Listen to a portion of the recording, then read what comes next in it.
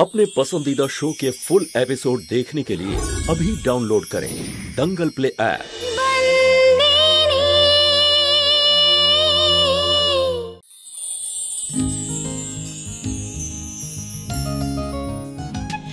ওরা এক্ষুনি এসে পড়বে, তোমরা তাড়াতাড়ি লাইটটা অফ করে দাও, তাড়াতাড়ি।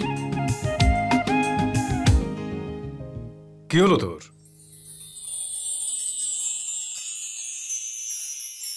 সোজা হয়ে দাঁড়িয়ে থাক না। এই আলো কেন নিভে গেল? তোকে আমি বলেছিলাম না সেদিন, এটাকেই বলা হয় সারপ্রাইজ। প্রথমে আলো নিভিয়ে দেওয়া হয়, তারপর আবার আলোগুলো জ্বালিয়ে হাততালি দেওয়া হয়, বুঝতে পারলি? সমিল ভাই যখন আসবে তখন দেখবি আলো জ্বলে উঠবে।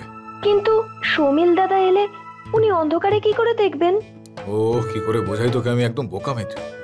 আরে সমিল ভাই যখন আসবে তখন আলোগুলো জ্বালিয়ে দেওয়া হবে, তুই দেখতে পারবি তো নাকি, বুঝতে পারলি?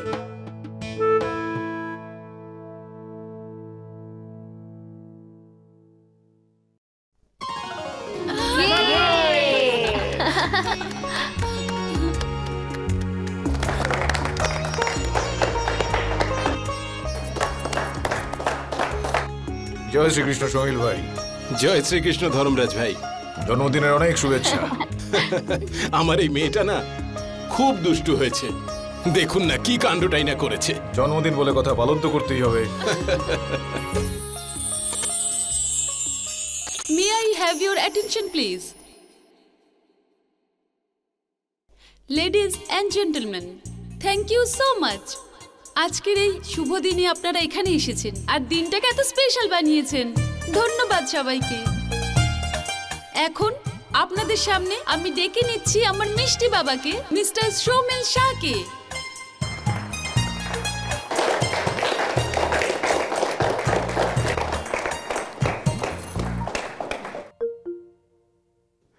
আমি আপনাদের সবাইকে আন্তরিকভাবে ধন্যবাদ জানাচ্ছি। আমার মেয়ে আজকে আমাকে খুব বড় একটা সারপ্রাইজ দিয়েছে, আমি আপনাদের সকলকে ধন্যবাদ জানাই, আর সেই সঙ্গে আমার মেয়ে তরুণকে।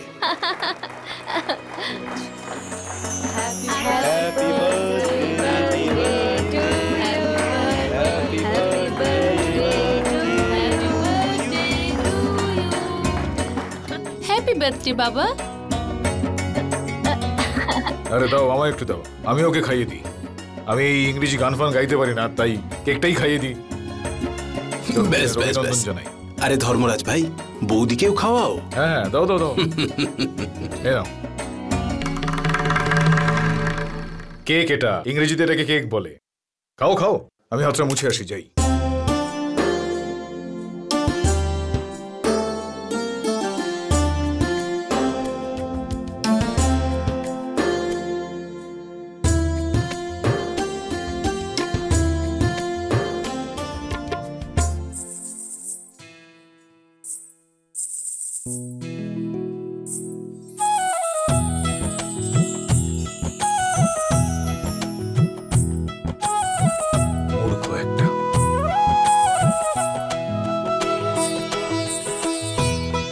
তুই তোর এই কপালে টিপ ছাড়া আর কিছু ভাবতে পারিস না, তাই না? তোর নাকে কেক লেগে আছে, দে আমাকে, পরিষ্কার করে দিয়ে।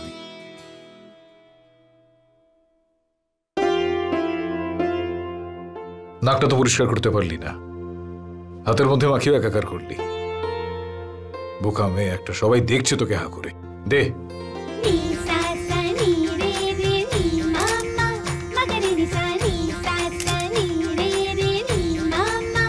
দে।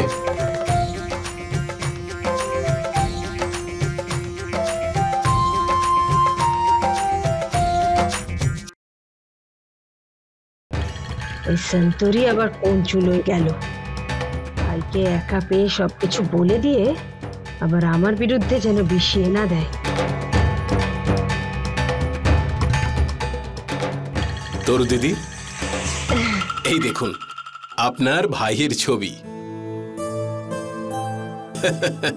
ভালো হয়েছে না? হ্যাঁ ভালো তো। কি ভালো, আমি দেখি।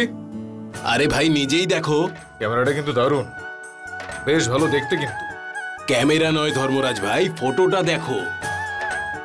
ওহো, আমি এইভাবে দাঁড়িয়েছিলাম নাকি? বাহ, বাহ, ভালো লাগছে বেশ। দেখো তুমি ঠিক করে ধরো। হ্যাঁ, আমি এটার একটা কপি তোমাকে পাঠিয়ে দেব। হ্যাঁ, অবশ্যই অবশ্যই। Thank you. বাবা সব ঠিক আছে তো? হ্যাঁ হ্যাঁ মা, সব ঠিক আছে।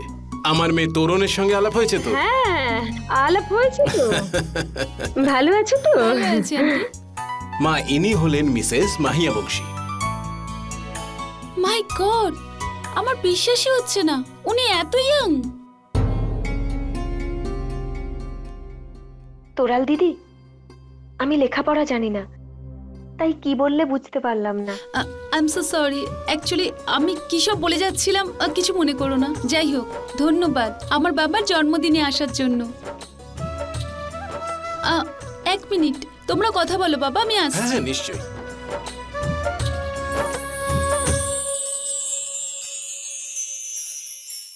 ও হলো তোরাল, সমীল বাবুর মেয়ে।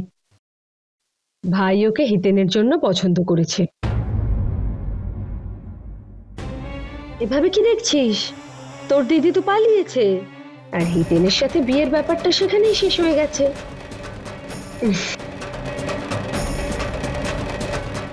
কেমন লাগলো তোর আমার ভাইয়ের পছন্দ? বড় ঘরের মেয়ে, মাহিয়া বংশী পরিবারের বউ হওয়ার জন্য যোগ্য।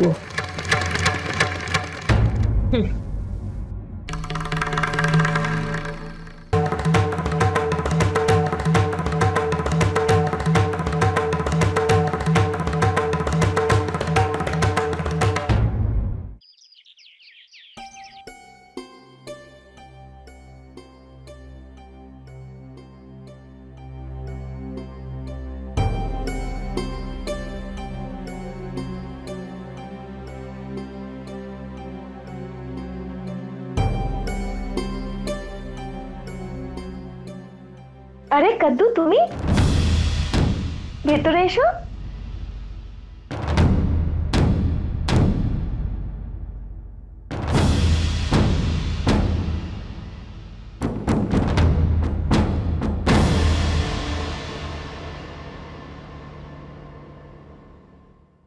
কি হয়েছে কদ্দু? কোনো বিশেষ কথা আছে? কথা নয়, কিছু প্রশ্ন আছে যার উত্তর আমি তোমার থেকে চাই।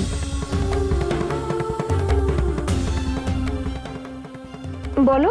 যখন দুজনের মধ্যে একটা সম্পর্ক হয়, এমন সম্পর্ক যাতে কেউ কারোর থেকে কিচ্ছু না লুকোয়,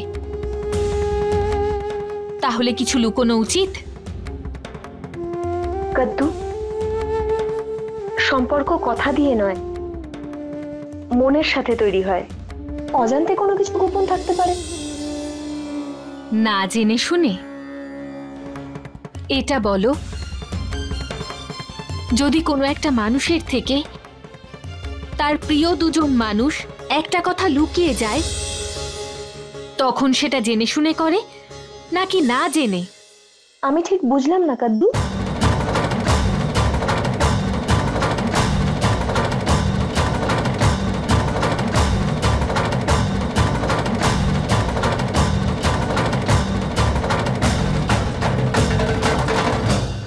এবারে বুঝতে পারলে? এটা বোঝার জন্যই আমি তোমার কাছে এসেছি। বলো শান্ত, এই ছবিটার কি মানে? কদ্দু, এই ছবিটা তো বিয়ের অনেক আগে। বিষয়টা এটা নয় যে ছবিটা কবেকার। আমি জানতে চাইছি সেই সম্পর্ক যেটা এই ছবি বলছে, যেটা আজ পর্যন্ত লুকিয়ে গেছো। না তুমি আমায় বলেছো, আর না শশাঙ্ক। শশাঙ্ক আমার স্বামী, আর সম্পর্কে তুমি আমার মা শান্ত। সবসময় তোমাদের দুজনকে বন্ধু ভেবেছি। বলো শান্ত, কেন আজ পর্যন্ত এটা বলনি যে তুমি শশাঙ্ককে আগে থেকে চেনো? খুব দুঃখ হলো কদ্দু। এই জন্য নয় যে তুমি আমাদের দুজনের সম্পর্ক নিয়ে সন্দেহ করেছো, বরং এই জন্য যে তুমি তোমাদের দুজনের সম্পর্ক নিয়ে সন্দেহ করছো। কোনো সম্পর্ক সময় দিয়ে নয়, মন থেকে তৈরি হয়।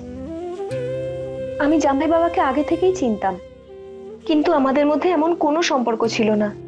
উনি ধর্মপুরে এসেছিলেন পড়াশোনার কোনো কাজের জন্য। উনি সত্যিই ভালো মানুষ। তোমাকে আমি বিয়ের পর চিনেছি। আমাদের মধ্যে মা মেয়ের সম্পর্ক তৈরি হলো, বন্ধুত্বের সম্পর্ক তৈরি হলো। কিন্তু এসব আমি তোমাকে এই জন্য বলিনি কারণ বলার মতো কিছু ছিলই না। কাদ্দু, আমি নিজেকে খুব অভাগী মনে করতাম। ছোটবেলায় মা বাবা মারা গেছে, তারপর এমন বাড়িতে বিয়ে হলো যেখানে কেউ আমাকে আপন ভাবে না। কিন্তু যখন তুমি মায়ের মর্যাদা দিলে তখন আমার মনে হলো কত ভুল ভাবতাম আমি। কিন্তু আজকে এই প্রশ্নটা করে তুমি আমায় বিশ্বাস করিয়ে দিলে যে আমি ঠিকই ভাবতাম। কাদ্দু, সবাই আমার জন্য ঝামেলায় পড়েছে। মালিককে সবাই কথা শোনালো, পিসিমার খারাপ লাগলো, মৌলিক দাদা নিজের অবস্থার জন্য আমাকেই দোষী ভাবেন, হিতেন দাদা আর খেমি দিদির জীবনও নষ্ট করার জন্য আমিই দায়ী। আর আজকে তোমার আর শশাঙ্কের সম্পর্কের মধ্যেও চির ধরছে আমার জন্য। যার জীবনের সাথেই যুক্ত হই সেই বিপদে পড়ে। সেই জন্য আমি চলে যাব, তোমাদের সবার থেকে দূরে চলে যাব। তোমাদের কাউকে নিজের মুখ আর কখনো দেখাবো না, কখনো না।